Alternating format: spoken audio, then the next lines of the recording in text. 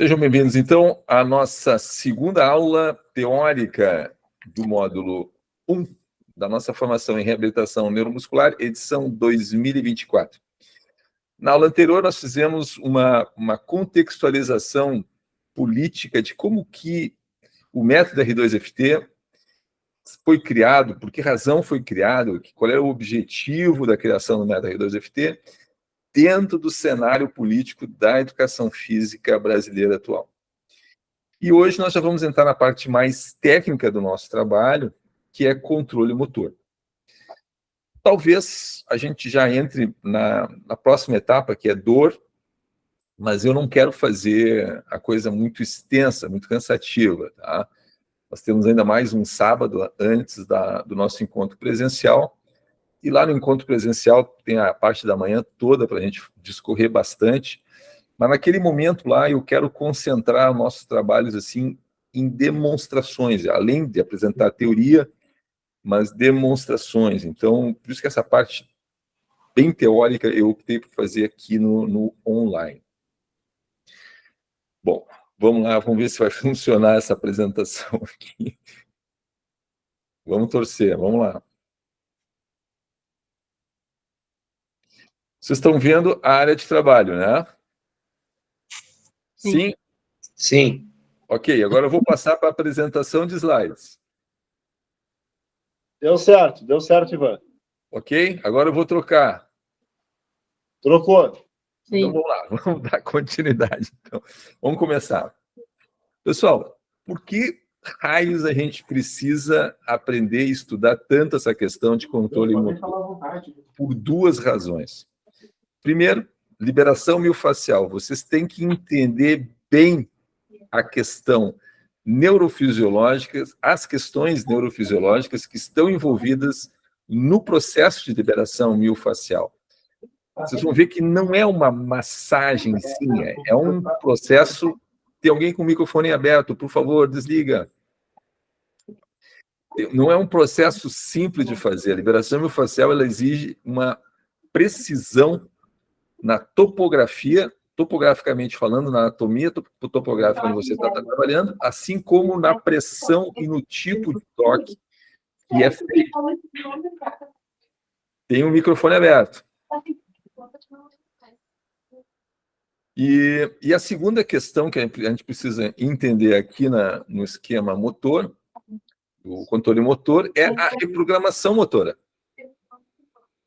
Como é que é feita a reprogramação motora? O que é reprogramação motora? Reprogramação motora é aquela nossa tarefa básica como profissional de educação física, que é ensinar alguém a fazer alguma atividade física, algum exercício, alguma tarefa motora que vocês estão prescrevendo. Pessoal, tem um colega aí que está com o microfone aberto, eu estou ouvindo aqui alguma coisa. Vou pedir que vocês mutem os telefones, os microfones de vocês.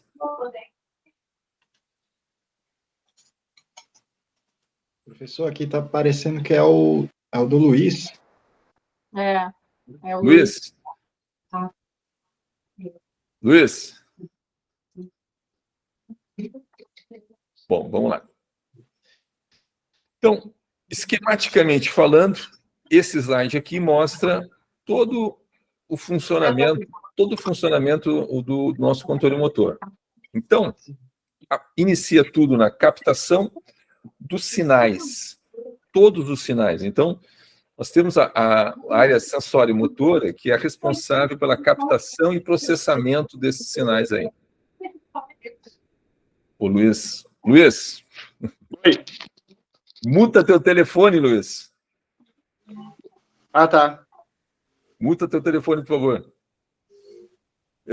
Então, tudo começa na captação dos sinais. E, para nós aqui, como nós estamos preocupados com a liberação miofascial, nós vamos concentrar a nossa atenção na captação dos sinais provenientes da derme, as terminações nervosas que existem na derme. Lembrando, mais tarde a gente vai ver isso, essas terminações nervosas, não todas, mas a maioria delas, não estão alojadas somente na fáscia superficial, na derme, embaixo, mas em todas toda a estrutura miofascial. Nós já vamos ver melhor essa questão aí. Em seguida, depois que o sinal é captado, ele passa por um processo de codificação e transmissão. A transmissão é feita através do sistema nervoso da espinha, da medula, que é enviado para as áreas superiores de controle motor para serem processadas. Ali também nós já vamos ver que tem toda uma hierarquia de processamento a ser realizado, e uma vez que o sinal é processado, aí o cérebro envia a resposta efetora, que é o movimento, o gesto que a gente quer que a pessoa realize. Então, essa aqui é a divisão do nosso sistema nervoso. Ele é dividido num sistema... Deixa eu ver se eu pego aqui. Não consigo, caneta. Vocês estão vendo o meu mouse se mexendo? Sim ou não? Sim. Estou conseguindo ver. Tá, então aqui, ó, sistema nervoso, temos o sistema nervoso central e o sistema nervoso periférico, tá? Esse sistema nervoso periférico tem dois grandes compartimentos, a parte motora e a parte sensorial. A parte motora é dividida ainda no sistema nervoso autônomo e o sistema nervoso motor, aquele responsável pelo movimento dos segmentos. Vocês podem esquecer isso aqui por enquanto, não precisa. E o sistema nervoso autônomo, ele tem duas partes, que é o parasimpático e o simpático. Sendo que no meio dessa parada aqui, tem o sistema nervoso entérico. Vamos falar um pouquinho sobre o simpático, parasimpático e o entérico, que é muito importante isso. O sistema nervoso simpático é como se fosse o acelerador do nosso corpo. É o que manda subir tudo. Frequência cardíaca, temperatura, batimento, tudo. E o parasimpático, o contrário, é o freio do nosso organismo. Então, qual é a importância de a gente saber isso aqui? Esses duas partes, o simpático e o parasimpático, eles nunca estão assim. Eles estão sempre assim ao longo do dia. Ó. Tu vai treinar, vai fazer uma atividade física intensa, o que tu precisa? Tu precisa de pressão arterial, tu precisa de batimento cardíaco, então tu precisa subir o sistema nervoso simpático. Eu vou dar uma... Agora eu que vou mutar aqui o meu telefone, para mim. Tu precisa subir a frequência cardíaca, então tu precisa de uma ativação do sistema nervoso simpático. E ao contrário, à noite, quando a gente vai dormir, o sistema parasimpático entra mais forte e faz a gente relaxar. Ok? Básico. Então, ao longo do dia, é isso aqui que acontece. Porém, quando vocês vão receber uma pessoa que está com dor crônica, e principalmente dor forte, intensa, o sistema nervoso simpático vai estar lá em cima, a ponto de, num caso de uma crise, por exemplo, a pessoa sofreu um acidente, a pessoa teve uma hérnia de disco e sente aquela dor, pá, lancinante, a pessoa fica branca, a pessoa entra em choque, sua, frio, pressão cai, ela tem um reflexo vagal, que é é uma forma que o teu corpo está mandando para tu te deitar. Ele vai fazer tu te deitar de qualquer maneira, mesmo que seja desmaiando. Então, o sistema nervoso simpático, quando a pessoa está com dor, ele está sempre mais alto que o parasimpático. E as pessoas que estão com dor crônica, elas ficam com o sistema simpático travado lá em cima. As pacientes que apresentam fibromialgia têm essa característica, tá? Tem essa característica de chegar com o sistema nervoso simpático travado lá em cima. Isso não é muito difícil da gente identificar na própria anamnese, na entrevista com o paciente, porque a pessoa ela vai ter uma linguagem corporal estressada, porque ela está com dor. Então, ela fica inquieta na cadeira, ela se mexe, tenta se ajustar, ela tem uma expressão tensa, de dor ou tensa, porque ela está em sofrimento, né? Então, tudo isso a gente tem que captar durante a anamnese, durante a entrevista inicial ali com o paciente, tá? O sistema nervoso entérico é um segundo cérebro que nós temos. Não é piada, não é brincadeira, não é coisa de pauta do agenda do 2030, tá?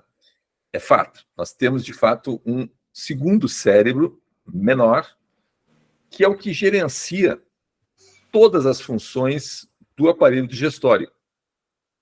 Aproximadamente 150 milhões de neurônios que a gente tem, distribuídos aqui entre o esôfago e o ânus, sendo que a maior parte deles estão realmente distribuídos na cavidade peritoneal, ali no intestino. Então, todas as funções de controle digestivo é feita através do sistema nervoso entérico. Todas as reações que a gente tem, fome, saciedade, ânsia de vômito, tudo, tá? A concentração dos ácidos, a evacuação, a deglutição. E o que é importante a gente saber disso? Qual é a importância da gente saber disso para a liberação miofascial, para a reabilitação neuromuscular? Esse sistema nervoso entérico aí, nós mexemos nele. Nós modulamos a ação dele através da liberação miofascial visceral, que é uma coisa que nós fazemos corriqueiramente quando estamos tratando o psoas de uma pessoa, quando nós estamos tratando o ilíaco de uma pessoa. Nós podemos fazer, aí que está, né? Qual é a diferença entre fazer uma liberação miofascial visceral de uma liberação miofascial do psoas ou do ilíaco? A intenção, a precisão topográfica, né? A forma, a técnica, isso a gente vai ver lá na prática. Mas, de qualquer maneira, na liberação miofascial visceral, nós vamos mexer no sistema nervoso entérico da pessoa. Isso tem uma importância enorme na forma como a pessoa vai se sentir. Porque se nós estamos lidando com um mini-cérebro, esse mini-cérebro, ele tem neurotransmissores, ele tem hormônios, ele tem a comunicação à distância, ele tem a comunicação sináptica, que é feita através de neurotransmissores, né, entre um neurônio e outro.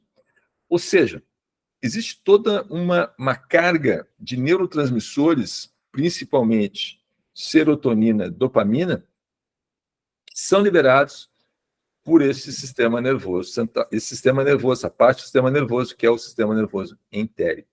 Então, essa é a importância, gente, assim, da gente entender, fazer essa revisão agora aqui da divisão do sistema nervoso para a nossa prática, né? Contextualizando isso aqui na nossa prática. Aqui em cima, nessa partezinha, ó, é uma partezinha, é um guia, tá, que eu coloquei para mostrar a que se refere esse slide naquele esquema funcional bem resumido que eu coloquei lá na frente, no primeiro slide, tá ok? Que tem lá captação, codificação, transmissão, processamento e resposta efetora. Então, esse slide aqui, ele se refere a processamento, ok? Então, o sistema nervoso central, gente, ele é compreendido pelo cérebro, mais o encéfalo e a medula. Então, isso aqui, ó, cérebro, encéfalo e a medula, ok? Quais são as funções do sistema nervoso central? Tem funções básicas, né, que são o controle, o processamento somatosensorial, o controle motor, controle das funções vitais e autônomas, né, que é feita nessa parte baixa aqui do do cérebro, na ponte do bulbo, né? Aqui, ó. Aqui é a ponte, essa aqui, tá? Controla reflexos craniais simples. A medula aqui, controle de reflexo, controle de reflexos respiratórios. Depois temos o cerebelo também, que é importantíssimo para a coordenação do equilíbrio. O córtex cerebral, né, planeja e inicia a atividade motora voluntária. Fica em reflexos motores, reflexo basal, hipotálamo. É isso aqui. Tá? Então, Então, o resumo das funções são basicamente estas aqui. Qual é a diferença entre cérebro e encéfalo, né?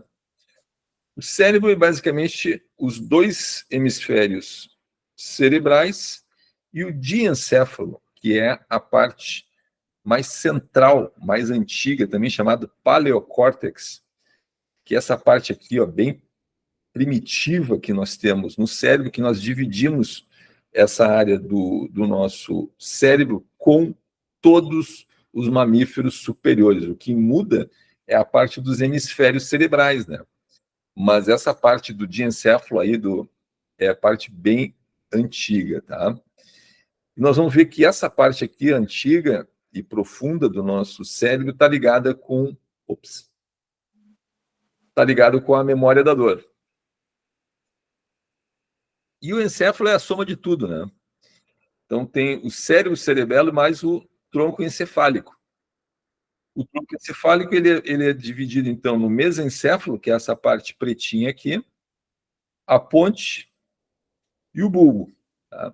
E o cérebro está aqui, ó. Os hemisférios, também chamado telencéfalo, e o diencéfalo, que é essa parte verdinha aqui. E o cerebelo, que está aqui atrás. Essa divisão anatômica. Funções superiores são debitadas no cérebro, né? Controle motor, cognição, emoções. E eu botei interrogação aqui a consciência, mas eu botei claro que a consciência é gerada pelo cérebro. Só que até hoje a gente não conseguiu, os cientistas não conseguiram definir como é que se forma a consciência, qual é a interação entre as áreas que geram esse conceito, esse construto que a gente chama de consciência, né? Outros podem chamar de alma, né? Então são coisas assim que nem a ciência ainda hoje consegue estabelecer perfeitamente. E aqui também uma curiosidade, né, com relação à inteligência artificial, né? Que muita gente tem medo, né, com a inteligência artificial, que a inteligência artificial vai destruir o mundo, que não sei o quê, vai ser terrível. Gente, eu não acredito nisso, né, porque para que uma máquina possa destruir o mundo, ele teria que ter consciência, né? Teria que ter uma forma de consciência. E para isso, nós teríamos que ter programado isso na máquina. A máquina não vai conseguir desenvolver isso sozinha. Pode ser alguma. Então, não há como a inteligência artificial nos prejudicar no futuro. Não acredito nessa hipótese. Então, as funções do tronco e do cerebelo. O cerebelo está ali destacado em vermelhinho, controle motor fino e coordenado. E o tronco encefálico, que é formado pelo bulbo, pela ponte, bulbo, ponte e mesencéfalo. Aqui o tronco encefálico, ó, bulbo, ponte e mesencéfalo. Ele retransmite as informações que chegam aqui pela medula para as áreas, ele distribui, é um centro de distribuição de informação, basicamente, para as áreas superiores do controle motor. Mas claro que também tem funções locais ali de controle motor, tá? Como, por exemplo, regular as funções da respiração, da ventilação, temperatura corporal, batimentos, enfim, as coisas relativas à manutenção da vida. O sistema límbico, como eu falei anteriormente, formado naquela área que a gente chama lá a parte mais central aqui do do nosso cérebro, ele é responsável por emoções e memória. Então, isso aqui está relacionado à dor aprendida, pessoal. Então, o que isso aqui é importante para nós sabermos? Todo trauma, toda experiência negativa que a gente teve na nossa vida, seja ela de que natureza for, fica armazenado nessa região do cérebro, uma memória que fica lá. E quando essa pessoa teve uma experiência motora traumática, ou seja, ela se machucou em algum exercício, essa situação fica gravada nesta região do cérebro. E tá, essa pessoa vai fazer o tratamento com vocês vão lá, 8, 6, 8, 10, 12, 10 sessões de tratamento, limparam tudo, não tem mais nada contraturado, fizeram as ativações, está na hora de tirar a pessoa da maca, botar no chão, cadeia cinética fechada e botar ela para treinar. E aí, quando vocês colocam essa pessoa na situação, ou numa situação semelhante à qual o trauma ocorreu, o problema ocorreu, a lesão ocorreu, ela começa a ter uma sudorese. Ela fica estressada, sistema simpático levanta, ela fica estressada porque ela vai ser confrontada com uma situação semelhante ao que gerou a lesão dela. E como é que a gente lida com isso? Vai da sensibilidade de cada clínico, mas vocês vão ter que confrontar a pessoa paulatinamente, expô-la, né, paulatinamente aos agentes estressores originais, porque senão essa pessoa não vai nunca conseguir superar o problema. Nunca vai conseguir superar o problema. Vai ter que... O problema vai ficar sempre gravado nessa região do cérebro dela. E para superar isso, ela precisa o quê? Experiências motoras positivas, para que paulatinamente essa memória ruim, esses traumas, essa experiência negativa, vá paulatinamente se apagando, esquecendo, né? Se apagando isso aí e construindo uma nova memória motora boa. Tá? Deixa eu ver aqui vou te interromper rapidamente. O Camboim.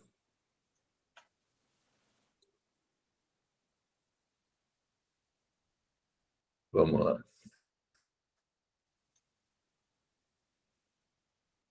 Oi, Marcos. Olá, Ivan. Boa tarde a todos. O Luiz já saiu, né? Um pouco atrasado, mas vou participar aí. Não, mas tá tranquilo. O Luiz estava conosco aqui nos acompanhando. Tá bem. E agora tu segue o barco aqui, representando os clínicos. Tá perfeito.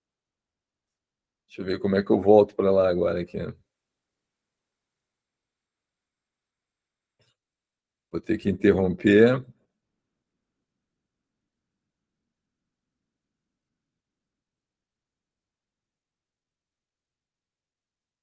Não entendo isso. Não entendo.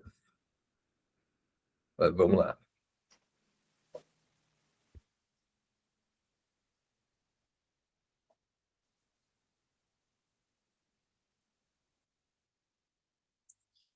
Voltando.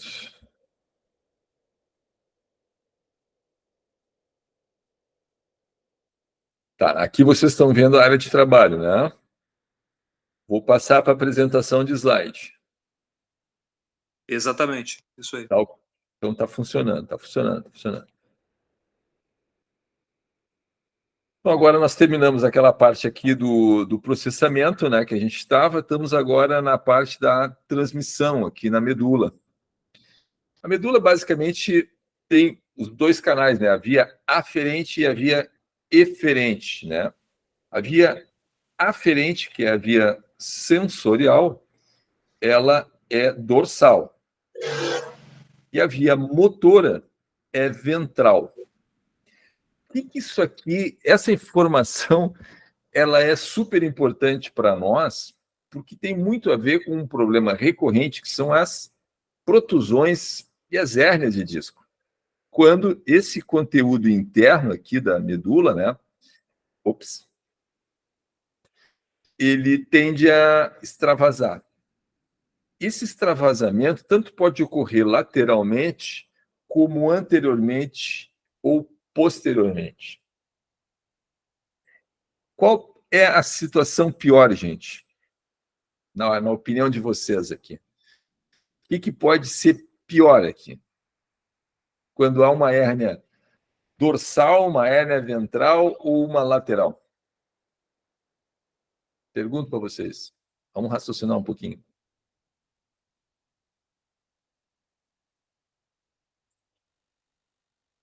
Lancei a pergunta. A pior situação é quando você tem uma hérnia ventral, né? A grande boa notícia é que a maior parte dos problemas, tanto de protusão quanto de hérnia discal, é dorsal. Então, vai afetar a área sensitiva, mas não tanto a área motora. Outra situação que não é legal é quando essa protusão é lateral, porque envolve aqueles tratos córtico-espinhais ali, ó, os nervos espinhais ali, aquilo ali vai causar muita dor na pessoa, tá? Então, essa é a informação por hora, assim, rapidamente. Depois, na parte no módulo 2, a gente vai ver isso melhor. Só para vocês saberem, tá? Então, nós temos os tratos ascendentes, que estão aqui em azul, do lado direito aqui. Isso aqui são os tratos ascendentes. Então, isso aqui é o que manda para o cérebro, né? Ali para a parte do cérebro. E a parte de baixo, essa parte lateral aqui, ó, são os tratos descendentes, são as respostas, onde as respostas motoras aferentes são transmitidas, tá?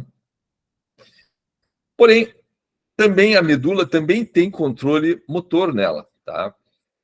Também a medula não faz só a transmissão, ela também tem a questão dos reflexos, também que é mediado por interneurônios que ficam situados aí na medula, e toda a nossa atividade motora automática fica nessa região também. Tá? Ou seja, a gente não pensa, por exemplo, para caminhar, a gente não pensa para dirigir, todas as coisas que a gente faz de forma automática ficam aí são controladas aí na medula. E falando em hierarquia, essa aqui é a hierarquia, né? Então, nós temos a medula para reflexos espinhais, né? Reflexos motores e atividade automatizada. O tronco, que faz a distribuição dos sinais, mas também tem funções primitivas aqui de reflexos. Os núcleos da base, né, que iniciam a modulação de sinais, coordenação, aprendizado motor e o controle motor fino, para depois chegar no córtex motor, né, onde ocorre a parte voluntária. No que isso aqui é importante? Por que isso aqui é importante a gente saber? Para a parte da reprogramação motora. A reprogramação motora, ela ocorre exclusivamente no córtex motor.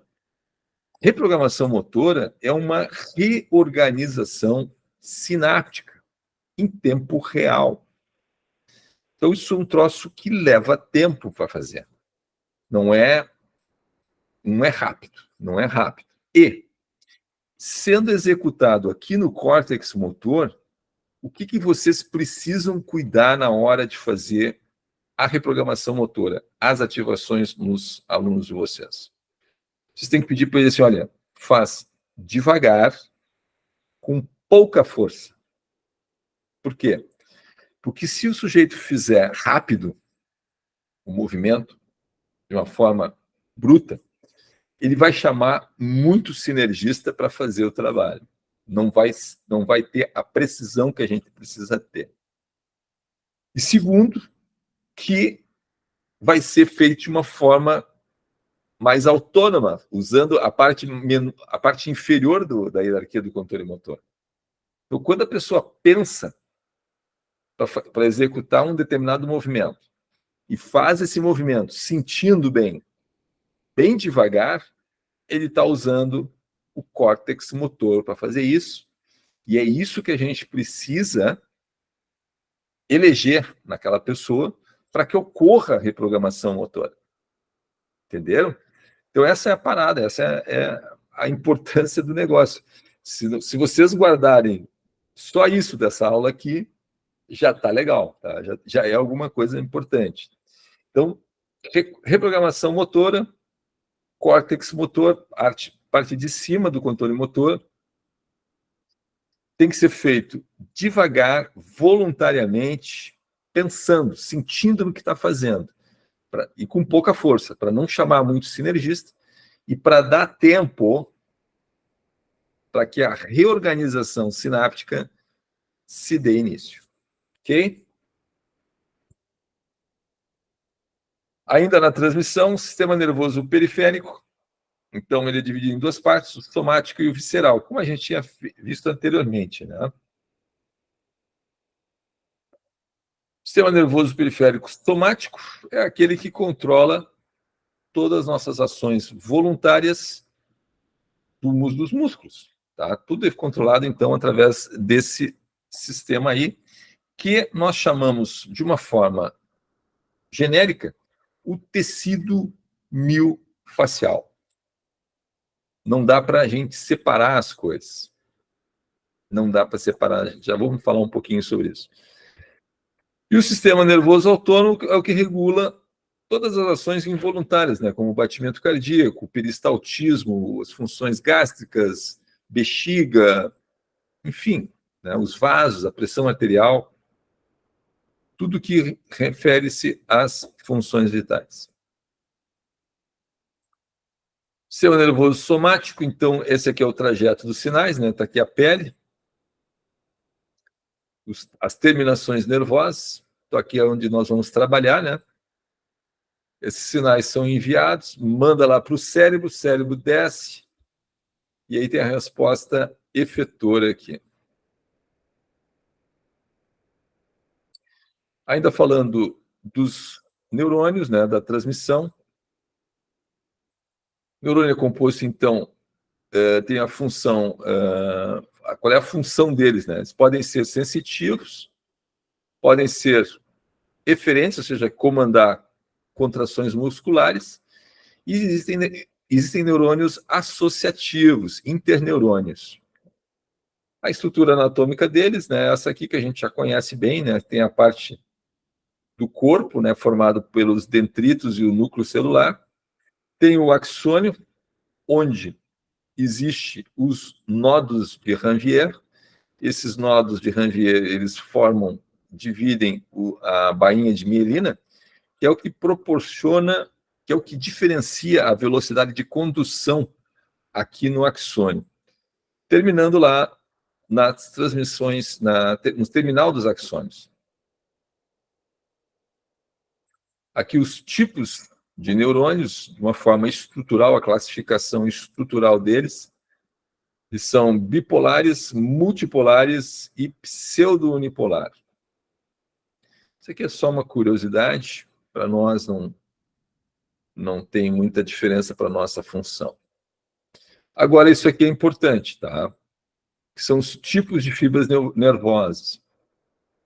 Existe uma confusão aqui com relação à terminologia, tá? Não se padronizou essa nomenclatura, então vocês vão encontrar esses dois tipos de denominação, tá?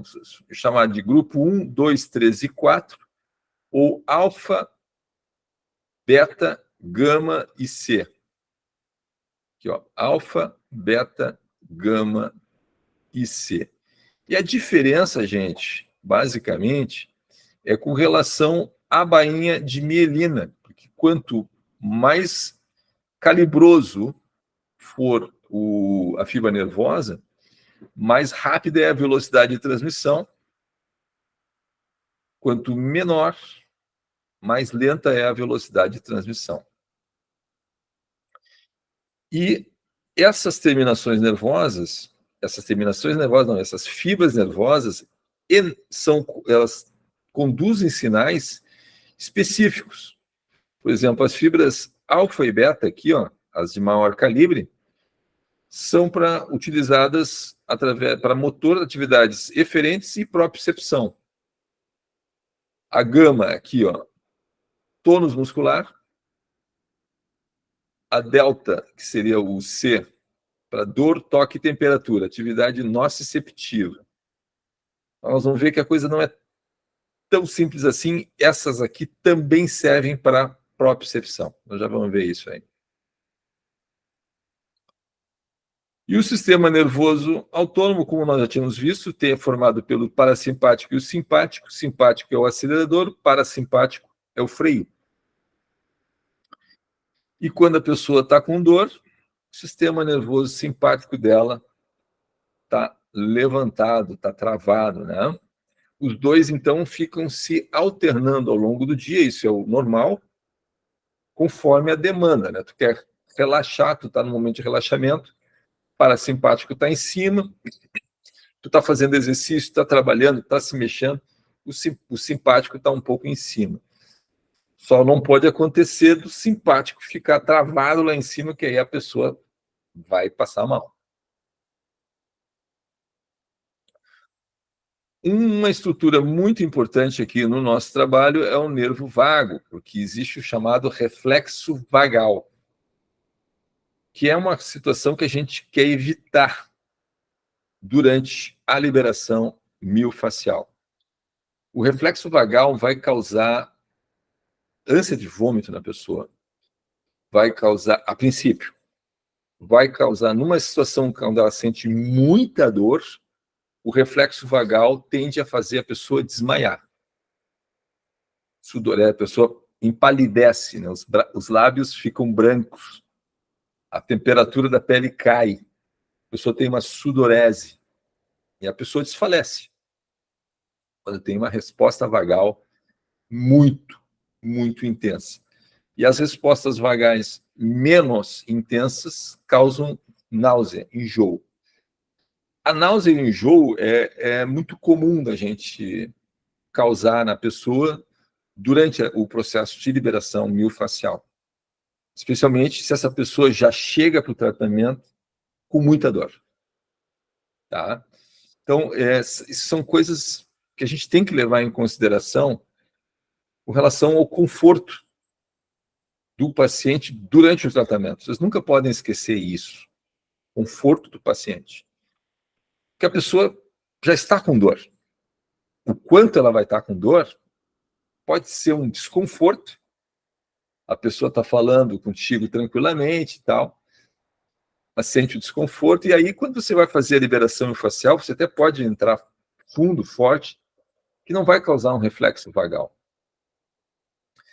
Mas se a pessoa já chega com dor para você, crônica, se ela já chega com o sistema simpático muito elevado, e vocês entrarem muito forte, muito fundo na liberação miofascial, muito provavelmente vão levar a pessoa a ter um reflexo vagal. Essa é uma questão particular de cada um. Cada pessoa vai responder de uma determinada maneira com isso.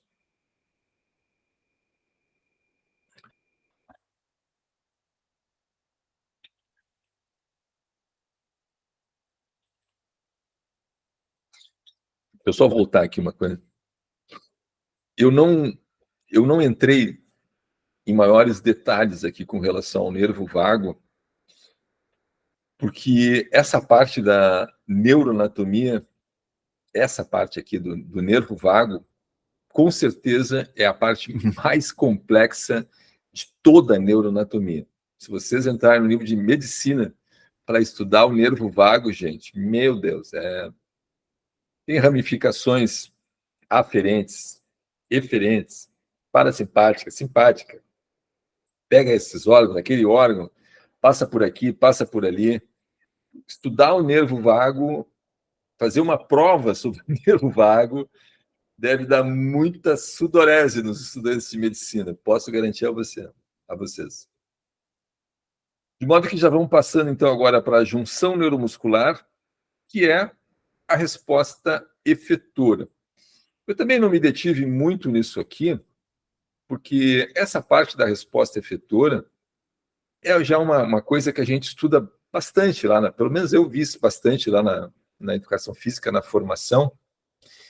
Então, vai ser rápido isso aqui, tá? A resposta efetora, então, é elegida pela junção neuromuscular, que aqui está o dendrito, né? E aqui está o músculo, nessa interface.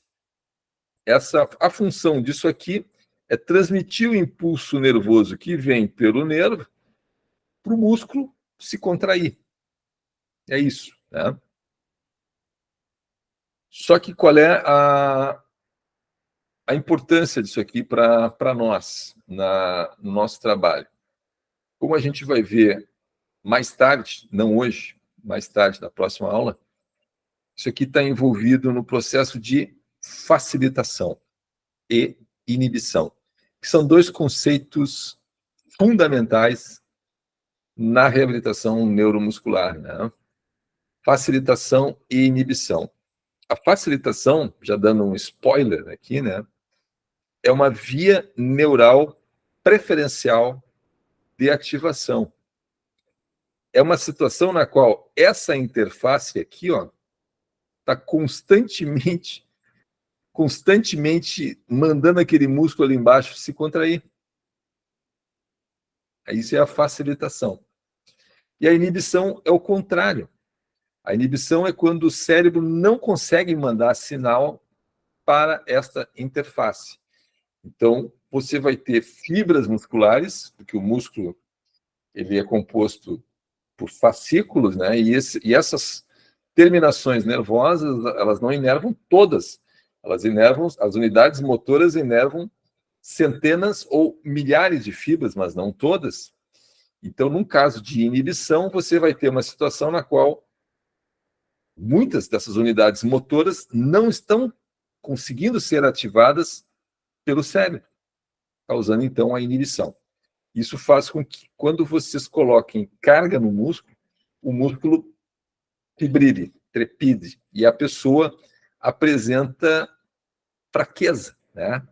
Uma fraqueza desproporcional para a tarefa motora que vocês estão propondo para ela. Isso é uma tarefa motora que não deveria representar grandes esforços para a pessoa, mas a pessoa sente aquilo de uma forma muito forte, muito intensa, e trepida, ou seja, ela faz força, normalmente, para fazer um trabalho simples, leve, sinal de que aquele músculo, aquele trilho anatômico está inibido. Okay? Mas isso a gente vai ver na sequência. Aqui a gente está vendo só o grande esquema das coisas, tá? Uma revisão. Nós temos dois circuitos de controle motor, um laço aberto e um laço fechado. O laço aberto diz respeito a todos os reflexos, ou seja, toda a atividade motora involuntária, né? Tu é espetado, te machuca, tu queima, tu tira a mão, né?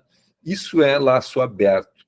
E o controle motor em laço fechado é aquele no qual a propriocepção entra para fazer o controle, a retroalimentação, o controle em laço fechado.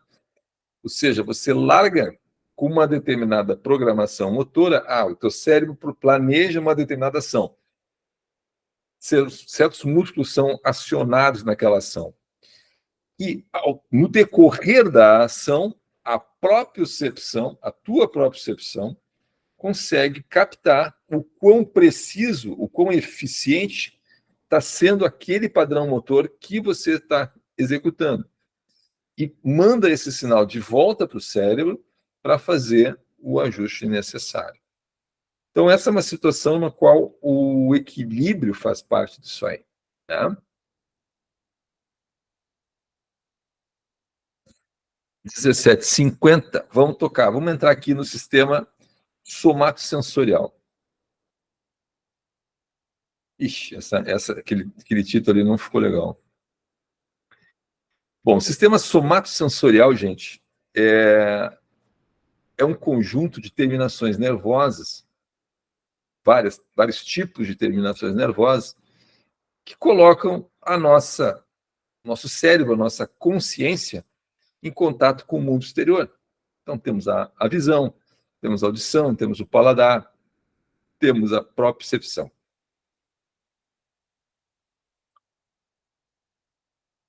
Tanto é que existe essa figurinha aqui, né, que é o homúnculo, onde essas áreas aqui, ó, grandes, se referem à quantidade de terminações nervosas dedicadas a cada uma dessas regiões anatômicas aqui na região do córtex pré-frontal aqui, córtex motor, córtex sensorial.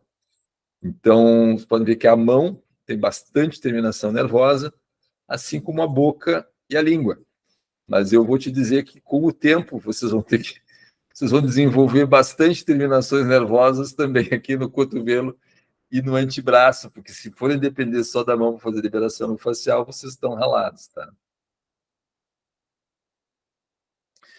Como a nossa ênfase, nosso objetivo dessa aula aqui é a liberação miofascial, ou seja, é dar um embasamento teórico necessário para vocês fazerem um bom trabalho de liberação miofascial, nós precisamos nos deter aqui nos mecanorreceptores. É isso aqui o que nós trabalhamos, é nisso aqui onde nós trabalhamos. Então, vocês podem ver o seguinte, que essas terminações nervosas, elas estão alojadas em diversas profundidades aqui na derme. E cada uma delas tem uma função específica, tá? Então, por exemplo, terminações nervosas livres. Essa aqui é uma visão clássica. Nós já vamos ver que tem uma coisa mais moderna que isso aqui. Mas as terminações nervosas livres, classicamente falando, elas são responsáveis pela nocicepção, percepção de estímulos nociceptivos que causam dor ou que podem ser perigosos para nós. Cócegas. Cócegas é uma forma de dor, tá? Prurido, calor, frio, enfim, dor, né? Aí tem os discos de Merkel, que transduzem o tato e a pressão. Meissner, pressão, vibração. Pacini, que é o nosso amigo, pressão e vibração. Ruffini, que é nosso amigo. Tato, olha como eles estão lá embaixo, ó. Tá? Estão lá embaixo. Tanto o Pacini quanto o Ruffini estão lá embaixo.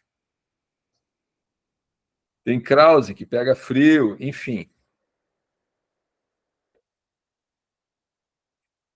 Todos nós já ouvimos falar desses dois carinhas, né? O fuso muscular e o GTO.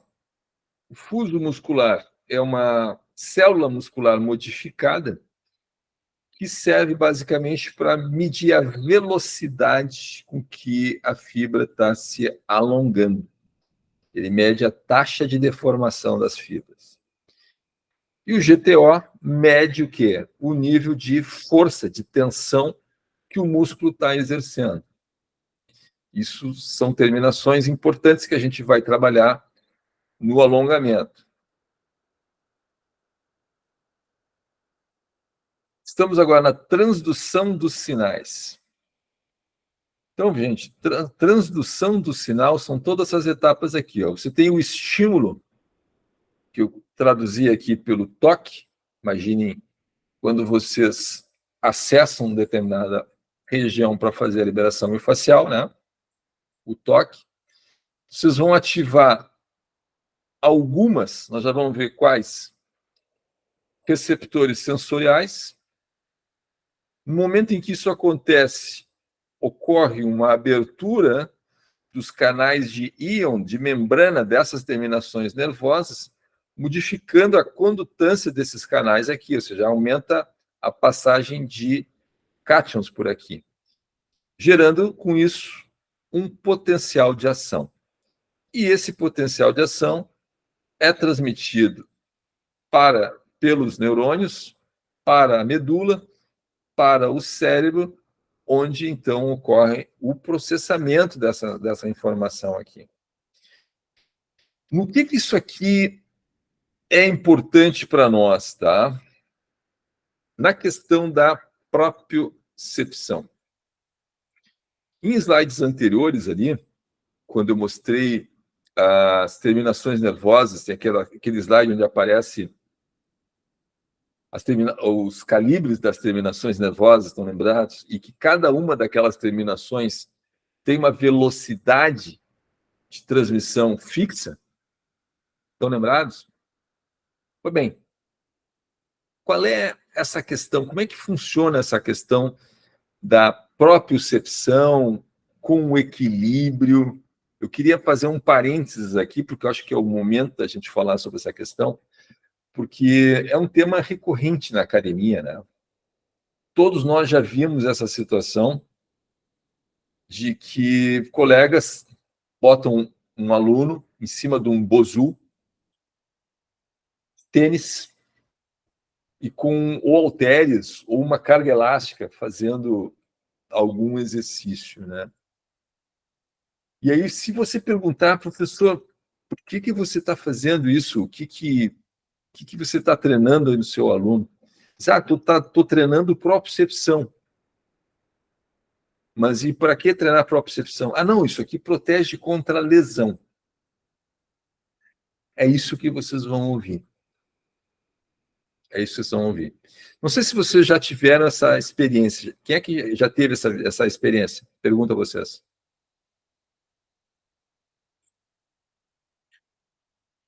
Alô? Marcos. Oi. Então, o que eu percebo muito, assim, com relação a esses tipos de estímulos, também eu penso que é um outro equívoco que acontece, as pessoas chamarem isso de treino funcional também, né? Vamos fazer um treino funcional. Daí bota o cara no bozu de tênis, bozu para cima, bozu para baixo, toca a bola para cima, toca a bola para baixo, e tá dizendo que é um trabalho funcional também, né? Então, acho que é o que a gente mais enxerga, assim, de condutas, né, que a gente sabe que tem algum tipo de equívoco, né, na ideia, né, na base central da ideia. Né? Então, ótima contribuição, Max. E a ideia desse conteúdo aqui é dar um substrato para vocês pensarem sobre essas condutas equivocadas. Se a transdução dos sinais depende dessa cadeia de eventos aí, se o sinal trafega através de vias nervosas em velocidades fixas, eu pergunto, quando é possível treinar a propriocepção? A propriocepção pode ser treinada ou a propriocepção pode ser restaurada? Qual é a ideia de vocês? Marcos? Bom, a propriocepção, ela depende, então, daí a gente volta um pouco ali na questão dos calibres, né, da capacidade dos disparos, né, neurológicos, neuromusculares, e depende do calibre, depende da velocidade, então a gente pensa que cada indivíduo já tem a sua capacidade inata sobre isso, né? Então, nesse sentido, a propriocepção poderia ser restaurada no momento que ela deixa de existir na sua integralidade, no sentido de houve uma lesão, houve uma dificuldade dessas conexões, dessas transmissões, existe uma barreira, por exemplo, uma facilitação, então a gente pensando nesse sentido, ela é possível ser restaurada, né? Mas não além do seu limiar natural, digamos assim, né? Perfeito, perfeito, exatamente isso aí. Então, por exemplo, traduzindo então e colocando num exemplo prático, né? Entorse de tornozelo. A pessoa teve um entorse no tornozelo. Vamos dizer grau 2 ou grau 3, tá? Quando gera um hematoma, quando gera edema, inflamação, seja, quando rompeu tecidos. Quando rompe tecidos, vocês estão mexendo na transdução e na transmissão dos sinais, porque as terminações nervosas vão para o pau numa lesão. Vão ser destruídas muitas terminações nervosas serão irremediavelmente danificadas em uma lesão, em um entorse de tornozelo, grau 2 ou grau 3. Nesta hipótese, quando vocês forem reabilitar esse tornozelo, vocês vão reabilitar a propriocepção, porque a propriocepção vai ficar comprometida. Vocês não vão nunca mais conseguir restaurar essa propriocepção ao estágio que ela era antes. A pessoa sempre vai apresentar um pequeno déficit proprioceptivo naquele membro afetado. Sempre. Vai ficar uma sequela neuromuscular indelével, permanente ali, por mais que a gente tente reabilitar aquilo ali. E nesse processo específico da reabilitação, vai fazer parte trabalhar em cima de plataforma instável? Vai fazer parte.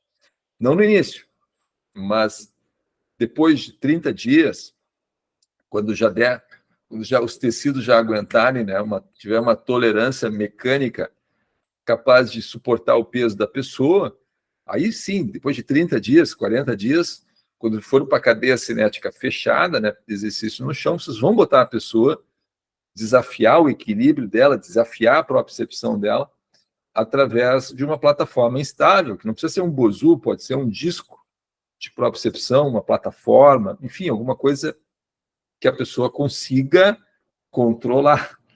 Também tem isso, mas nós vamos falar isso depois.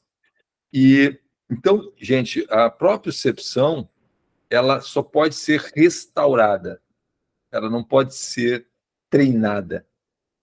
E dizer que a propriocepção, treinar a propriocepção de tênis com calçado, né, e sobrecarregando o sistema nervoso central, fazendo com que haja uma componente de equilíbrio somada com treinamento de força ou qualquer outra coisa mais complexa, isso aí é um equívoco brutal de metodologia de trabalho, tá? Que ou você faz uma coisa ou você faz outra coisa. Ou você bota o seu sistema nervoso central da pessoa para trabalhar em força, ou velocidade, ou o que quer que seja, ou equilíbrio. Mas não mistura as duas coisas. Não dá para fazer trabalho de propriocepção ou equilíbrio com força. Não, isso é um equívoco crasso, né? Uma coisa básica que eu espero que vocês não façam. Aqui nessa tabelinha, gente, está a explicação da técnica de liberação miofascial que nós utilizamos na R2FT. Tá? Vamos lá. Quem interessa para nós? Ruffini, Pacini e terminações nervosas livres. Essas terminações fazem o quê? Quando são estimuladas, principalmente o Ruffini, ela inibe a atividade simpática. Ele baixa o simpático. É o que a gente quer. Quando a pessoa... Eu não acabei de falar para vocês que quando a pessoa está com dor, ela não chega com um sistema nervoso simpático elevado? Falei, né? Está com dor, sistema nervoso simpático elevado. Se vocês fizerem uma liberação miofascial certinha, o que vocês vão fazer? Vocês vão baixar o simpático dela. E, consequentemente, elevar o parasimpático. E quando ocorre o threshold, quando ocorre essa inversão do simpático, do parasimpático sobre o simpático, a pessoa faz assim, ó, pá, dá uma relaxada, dá um suspiro assim de alívio, que é quando a dor baixou e ela consegue efetivamente relaxar, né? E aí você sabe que estão no caminho correto da liberação, estão fazendo as coisas certas. E como é que a gente ativa o Ruffini? Como é que a gente ativa o Ruffini? Pressão sustentada. Pressão tangencial, ó, especialmente, olha que aqui responde aqui, ó. Pressão sustentada, especialmente responsivo a forças tangenciais. Forças tangenciais. O Pacini é outro cara que a gente utiliza também bastante. E as terminações nervosas livres, elas causam vasodilatação e extravasamento de plasma. Elas também são multimodais, nós já vamos ver a seguir. Elas são multimodais, elas também estão envolvidas na propriocepção, não apenas na nocicepção. E essa vasodilatação que eu falei ali, o extravasamento de plasma, é um dos efeitos mecânicos, na verdade, hidráulicos, da liberação miofascial. Vocês vão ver que a liberação miofascial ela tem várias vias de atuação no organismo, não é uma coisa só. O resumo da parada é essa aqui, então. Ó. Ruffini responde a pressão profunda e toque firme. Pressão profunda por quê? Porque eles estão lá embaixo, né? Toque firme e força tangencial. Mesma coisa aqui com as terminações nervosas livres. Toque firme, pressão profunda. Claro, também responde a dor, ao frio, ao calor, né? O que isso aqui quer nos dizer também, gente? Deixa eu ver uma coisa próxima. Tá? Que aquelas pistolas que fazem liberação miofascial, aquelas que fazem assim, aquilo ali não faz liberação miofascial porcaria nenhuma. Por quê? Porque não atinge essas terminações nervosas.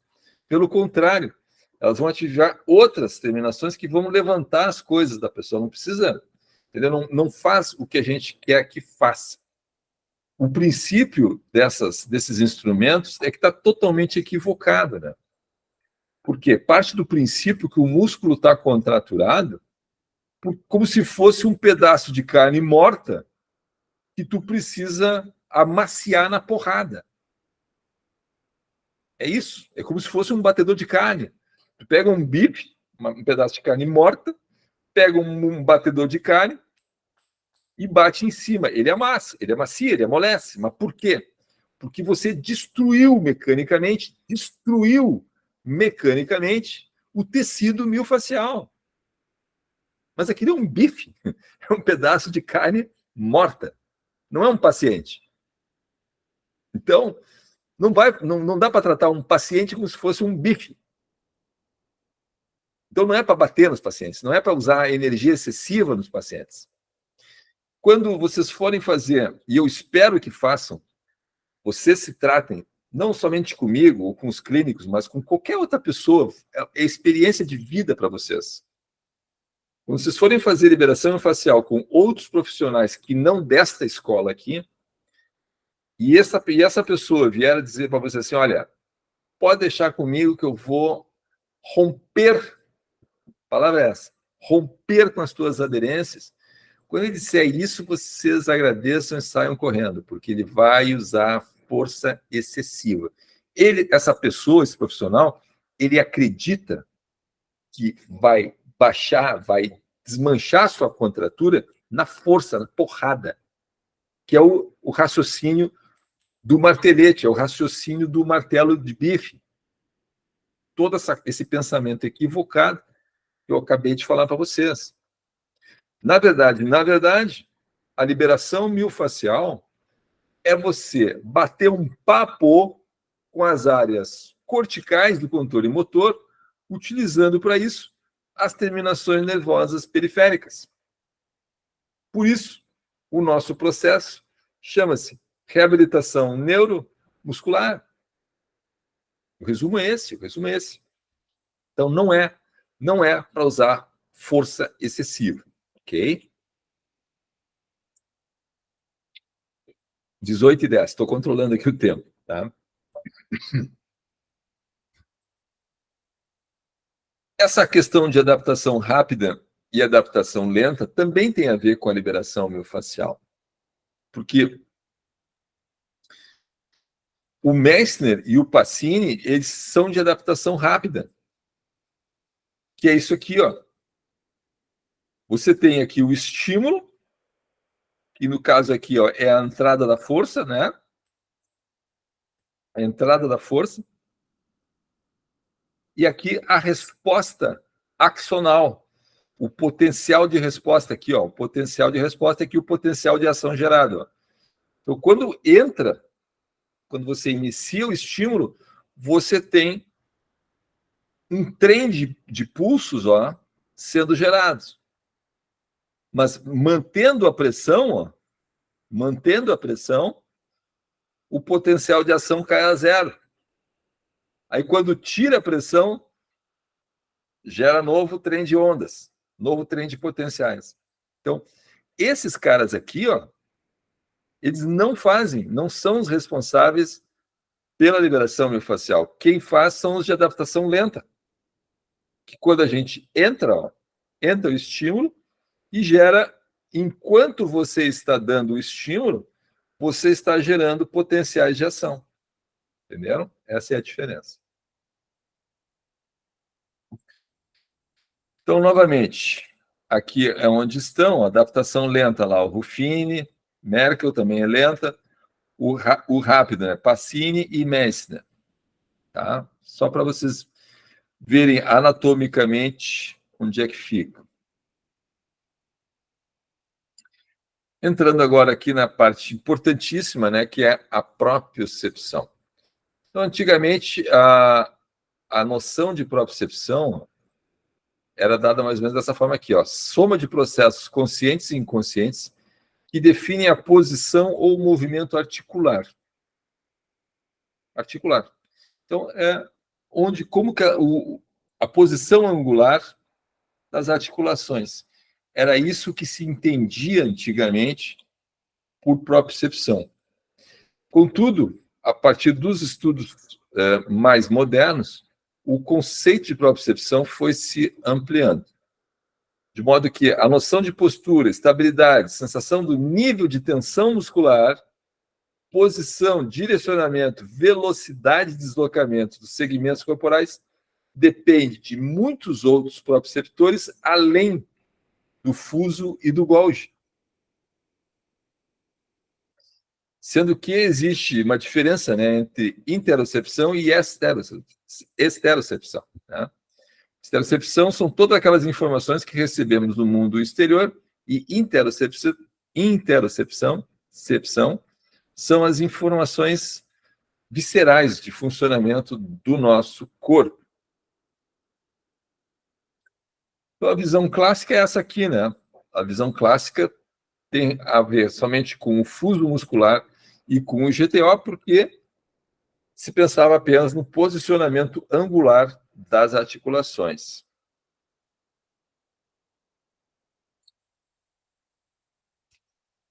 No entanto, nós temos já um avanço no conceito de propriocepção aqui, ó, já em 2014. Ó. Sensações somáticas que informam o sistema nervoso central sobre a posição do corpo, posição articular, força, alongamento e tensão nos trilhos anatômicos. Então, essa aqui é a primeira vez onde se fala em tensão em trilho anatômico. Ou seja, já se leva em consideração o papel da fáscia. E essa é uma questão fundamental aqui no nosso trabalho, que é a anatomia funcional, como a gente vai ver depois. Tem muitos colegas, né, que são refratários à ideia do profissional de educação física fazer liberação miofascial, porque acha que isso é trabalho da fisioterapia. Só que eu pergunto para eles assim, ó, meu amigo, você não faz alongamento nos seus alunos? Faz, né? Qual é a diferença? Desculpe. Qual é a diferença entre fazer alongamento e liberação miofascial? A eficiência. Porque a liberação miofascial é muito mais eficiente que um alongamento para fazer a mesma tarefa, que é baixar a carga neural de uma estrutura que está com alta carga neural. E nós aqui na R2FT, como já disse na aula anterior, a gente não utiliza nada invasivo. A gente só utiliza técnicas manuais de liberação miofascial. A gente não faz dry needling, a gente não faz ventosa, a gente não faz nada disso. A gente deixa isso para a fisioterapia, onde tem que ter invasão, né, intervenções invasivas, a gente deixa para fisioterapia e ou para medicina. Nós fazemos só técnicas manuais, por um lado. E por outro lado, talvez ainda não esteja bem claro isso para vocês, mas é impossível você só trabalhar com o músculo da pessoa. Porque os músculos, a fáscia e o sistema nervoso central fazem parte de uma entidade inextricável chamada sistema somatosensorial. Então, para nós fazermos o nosso trabalho, seja ele de treinamento, seja ele de musculação, seja o que for, a gente não pode ignorar o sistema somatosensorial. A gente não pode ignorar o papel da fáscia. Como que a fáscia, o estado em que se encontra a fáscia do teu aluno, vai afetar o movimento dele através da propriocepção. Então, na visão clássica que a gente tinha, que a propriocepção depende exclusivamente do fuso e do GTO, corpúsculo de Golgi, e que o Ruffini, o Pacini e o Merkel eram apenas mecanotransdutores ali que respondiam àqueles estímulos que nós já vimos anteriormente. Hoje, nós temos essa visão aqui, ó, que a propriocepção depende do fuso e do GTO, sim, com certeza, mas depende também de Ruffini, Pacini, das terminações nervosas livres, e eu botei em vermelho, porque 80% da carga proprioceptiva provém dali, e essas estruturas estão todas elas amarradas através da arquitetura do tecido miofascial. Arquitetura do tecido miofascial. De modo que, qual é a consequência clínica desse conceito? Cicatrizes, traumas. E a relação disso aqui com a anatomia funcional.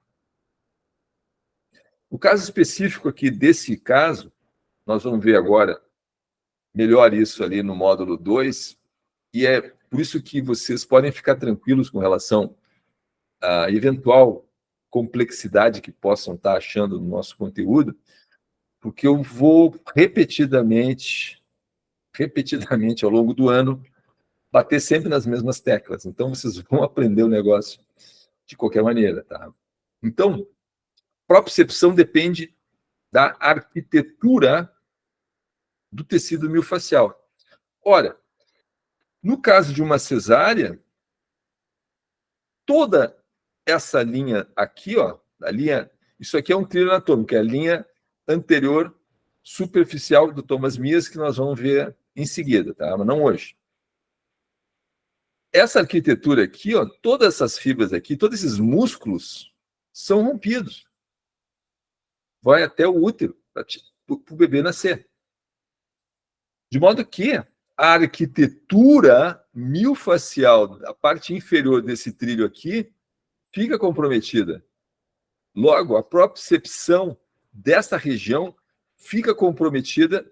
Poxa vida. Deixa eu voltar aqui. Fica comprometida pela cicatriz. Especificamente, a propriocepção fica inibida ao redor dessa cicatriz, ao redor dos traumas. A propriocepção fica inibida. Só que nós estamos lidando e pensando em um trilho anatômico.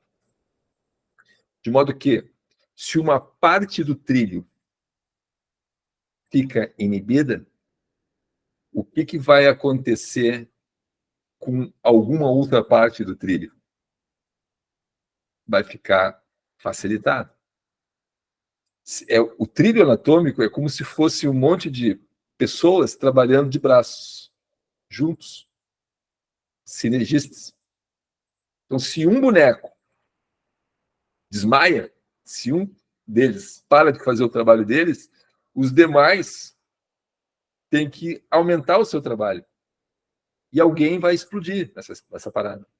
No caso específico das cicatrizes aqui da cesárea, é extremamente comum que as mães tenham problemas cervicais.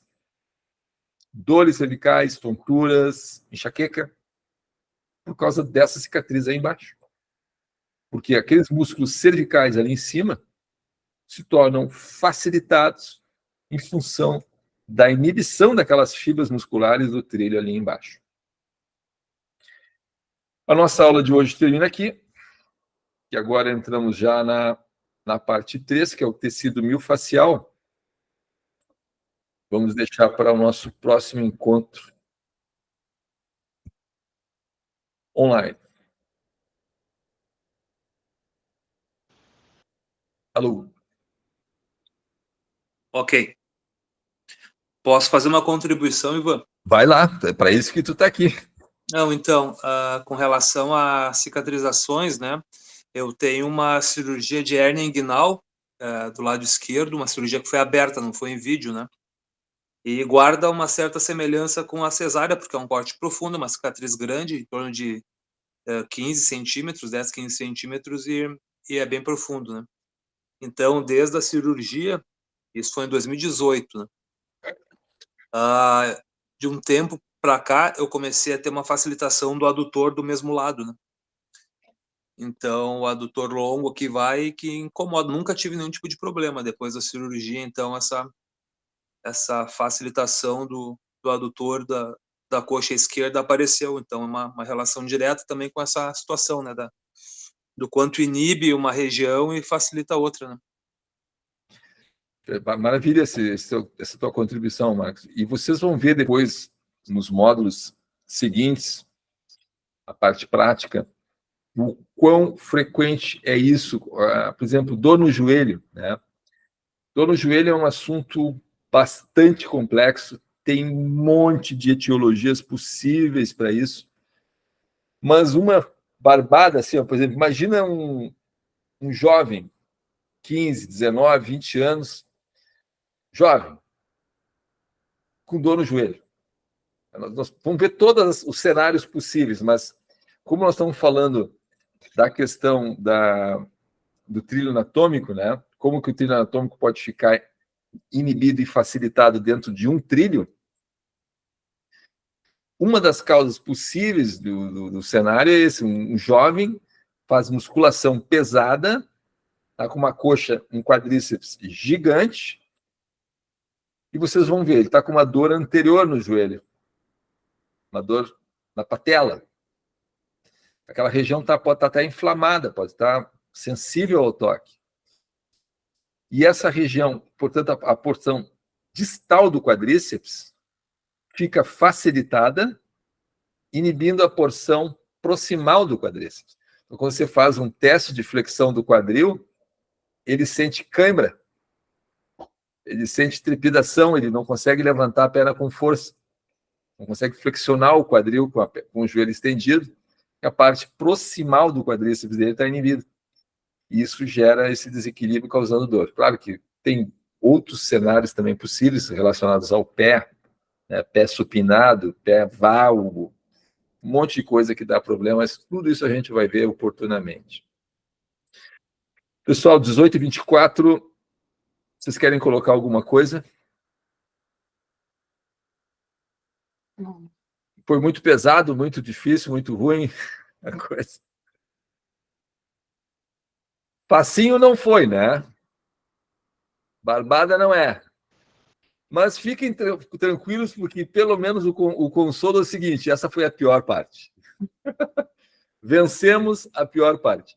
A partir de agora, no próximo encontro, a gente já vai falar do tecido miofascial, da face, a coisa vai ficar mais concreta, né?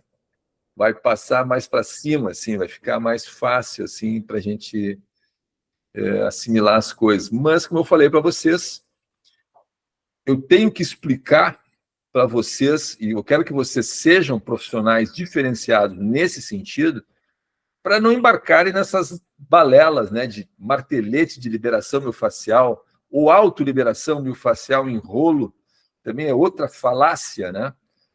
Porque tu imagina, o sujeito está com dor e tu vai conseguir te jogar teu peso em cima de um rolo para tu fazer uma autoliberação? Não vai. Não vai. Primeiro, não vai conseguir se auto-infligir essa dor. Primeiro. Segundo, o acesso de um rolo é ridículo. Tu consegue passar um rolo num glúteo, tu consegue passar um glúteo num quadríceps, tu consegue passar um glúteo num paravertebral, passar um rolo num paravertebral, mas tu não tem acesso com um rolo, com uma bola em uma cervical, tu não tem acesso num quadrado lombar. Tu tentando fazer um acesso num quadrado lombar, tu pode fraturar uma costela flutuante, se tu insistir. Né? Enfim, o acesso de um rolo é horrível. E, por último, a pessoa que é um leigo não tem a menor noção do que está fazendo, né? Onde vai passar, qual é a técnica, vai passar rápido demais. Autoliberação miofascial, assim, ó, mesmo para nós, assim, que somos especialistas, profissionais nisso aí, é muito difícil fazer. Claro, se tu está sozinho, se tu é profissional, sabe o que está fazendo, tu não tem outro recurso, tu não tem um clínico para te ajudar, tu vai tentar fazer a autoliberação com o que tu tem. Eu faço também isso. Mas para um público leigo, fazer autoliberação, ensinar a fazer autoliberação, eu acho um equívoco. Acho que é muito ruim isso, tá? Não ajuda nada. Agora, quando é que eu acho que é válido fazer uma autoliberação? Quando a pessoa está ok. A pessoa não está com dor. Aí tu usa o rolinho como a primeira etapa do preparação para o movimento, que faz parte do aquecimento. Faz o rolo, faz as ativações e faz uma ativação sistêmica, num transporte, numa esteira, para elevar a temperatura corporal, para aí tu pegar na barra. Aí tá beleza, tu fez todo um processo de preparação para o movimento, e que eu acho extremamente necessário quando o indivíduo vai se submeter a um esforço muito forte, por exemplo, uma competição, ou vai fazer um treino de musculação muito pesado. Então, eu acho isso interessante, mas somente nessa condição. Fora isso, autoliberação, para mim, não cola. Tá? E muito menos marteletes. Ficar batendo nas pessoas, isso não é liberação miofascial. Mas o que eu quero dar para vocês nessa aula são subsídios neurofisiológicos para vocês entenderem isso, né? Entenderem que não dá para treinar a propriocepção, tu só consegue restaurar a propriocepção. Equilíbrio é uma coisa, propriocepção é outra. Nós vamos falar mais sobre equilíbrio oportunamente. Então, esses são os pontos chaves dessa aula, sim. Alguma pergunta? Professor, eu fiquei, me questionando sobre essa questão da propriocepção. Ela seria, então, o que, afinal, assim, porque como a gente acabou de ver, ela não pode ser melhorada, então ela não seria uma ela não pode ser treinada. Treinada, isso. Ela não seria uma capacidade física? É uma capacidade física. Ah, entendi. É uma capacidade física, porque a velocidade de transmissão do sinal, a taxa de codificação do sinal são propriedades neurofisiológicas constantes. Então, não tem como tu melhorar isso aí. O que a gente consegue fazer é restaurar a propriocepção. O nosso trabalho é basicamente, é restauração proprioceptiva através da liberação miofascial.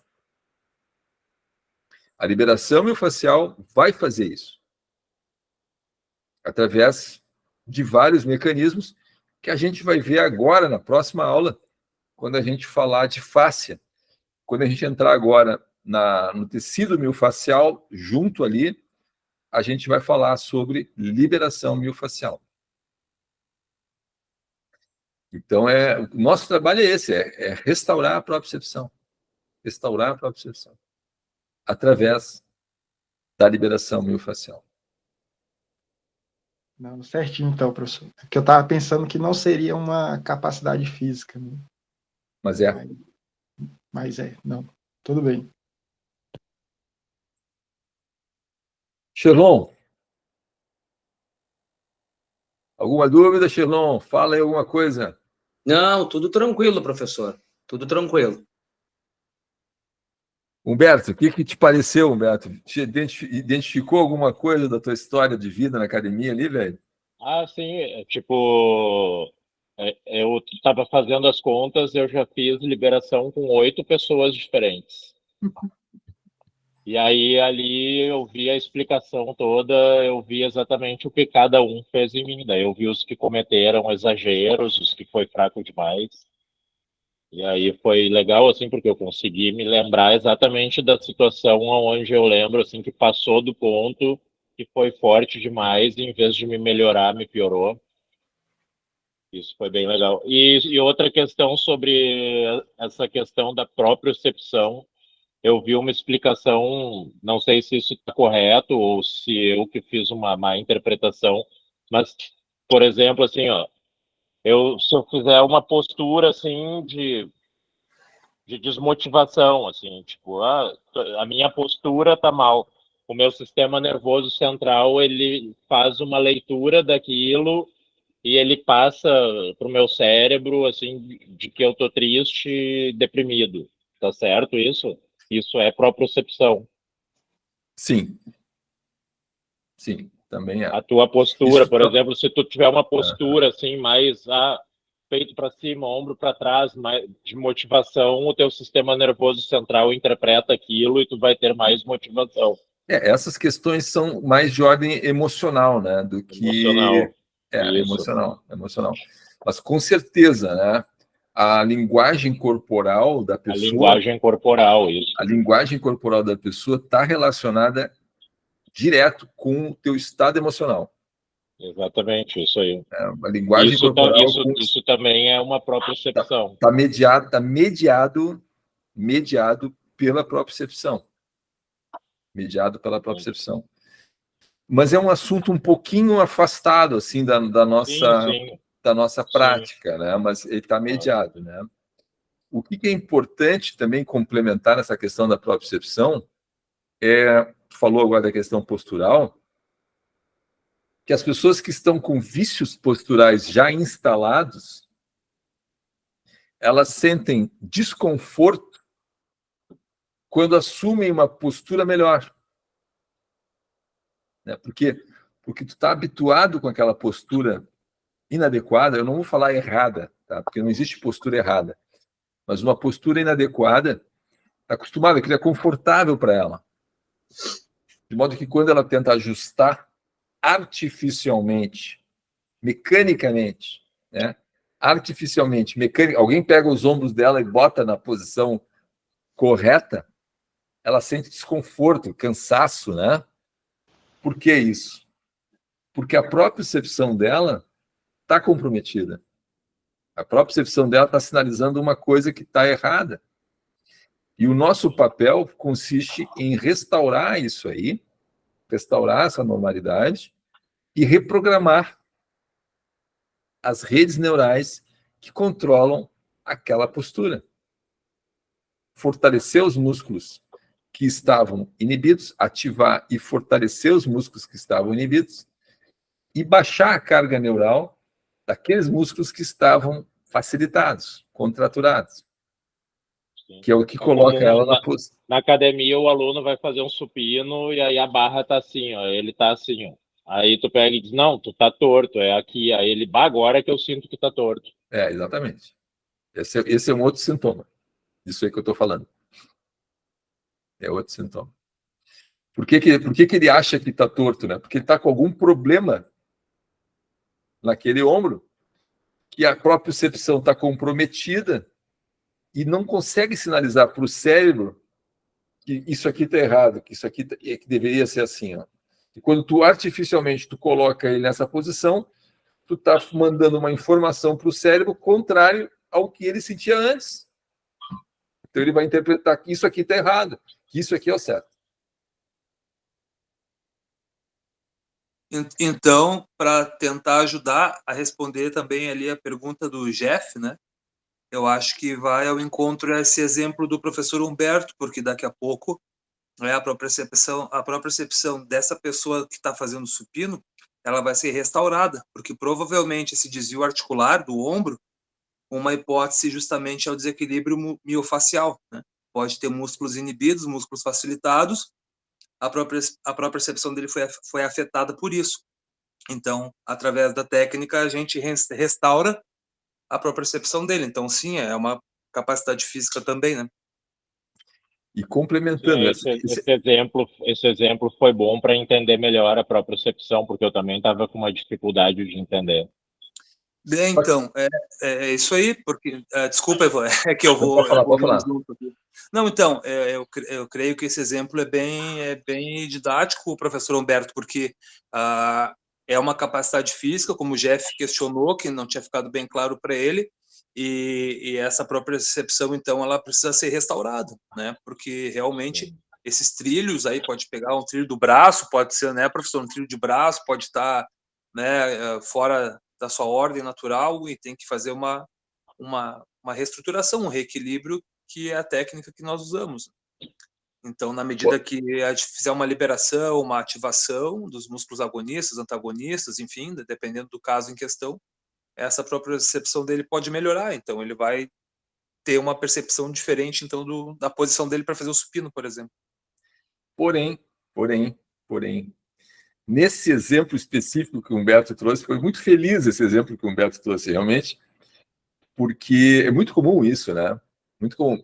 E levando essa discussão especificamente ali para a musculação, né? A coisa pode complicar um pouco. Por quê?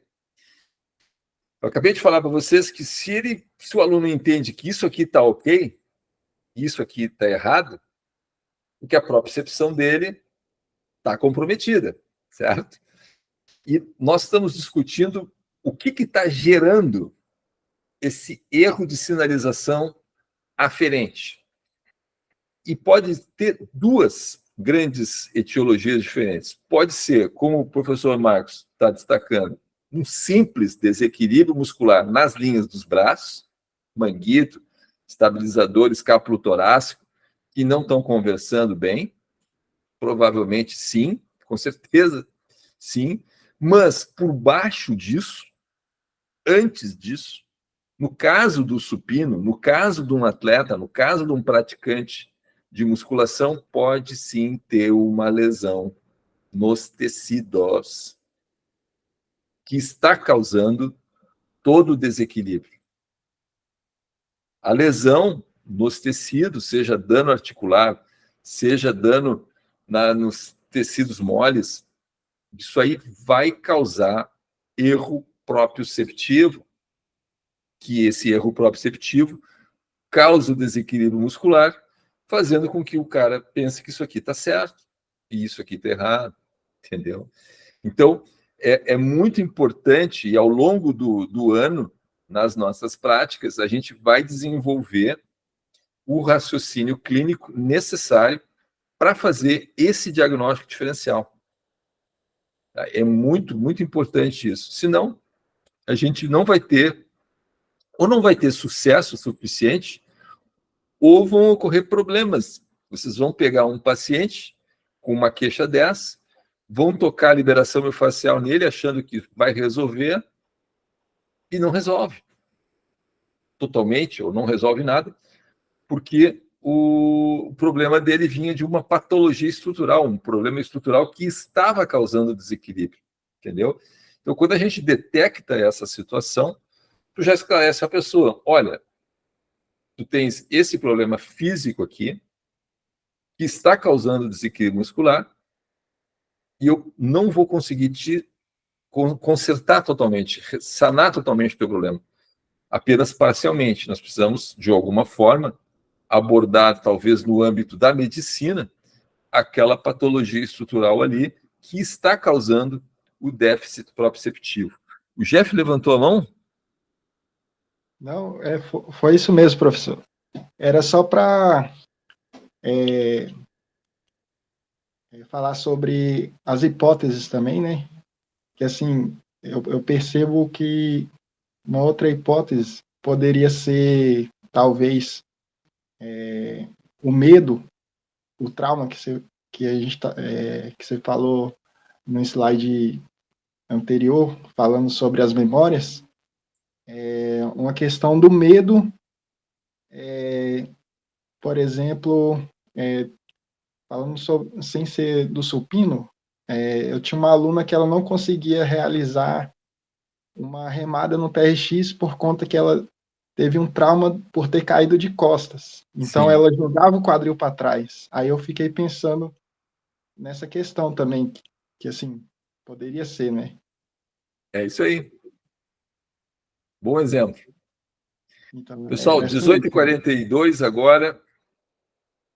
Por mim, a aula está encerrada. Me estendi mais do que eu gostaria, lamento, mas em compensação a ideia era essa mesmo, né? Porque vocês imaginem se a gente fosse dar lá no dia 23 todo esse conteúdo numa manhã, né? Não dá. Fica muito pesado, muito corrido. E assim, dessa forma, a gente consegue discutir melhor, aprofundar melhor esses conceitos, reforçar melhor essas coisas que são fundamentais, estão no início, né, do nosso conhecimento, do nosso entendimento aqui de neurofisiologia, que é fundamental para a gente poder exercer a nossa atividade. Então, nós continuaremos no próximo sábado com fáscia, tecido miofascial e liberação miofascial, onde já vamos começar a tornar a coisa mais prática, mais palpável aqui no nosso trabalho. Ok, pessoal? Então, se não tem mais nenhuma dúvida, estou dando por encerrada a nossa aula de hoje. Então tá bem, até a próxima. Bom fim de semana. Obrigado a todos vocês pela presença. Bom domingo, boa semana para Final de vocês. semana. Tchau, bom final de semana a todos. Obrigado, Jeff. Obrigado, Laura. Obrigado, Humberto. Obrigado. Obrigado, Marcos. Obrigado. Desligando.